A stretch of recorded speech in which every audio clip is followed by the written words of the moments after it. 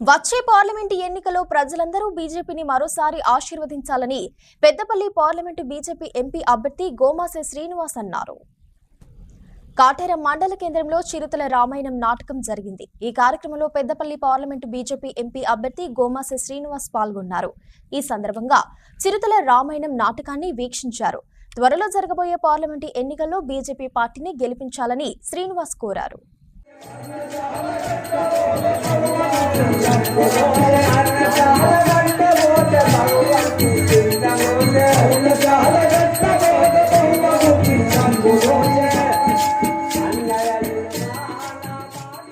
ఎన్నికల్లో భారతదేశాన్ని కాపాడుకోవాల్సిన అవసరం ఉన్నది.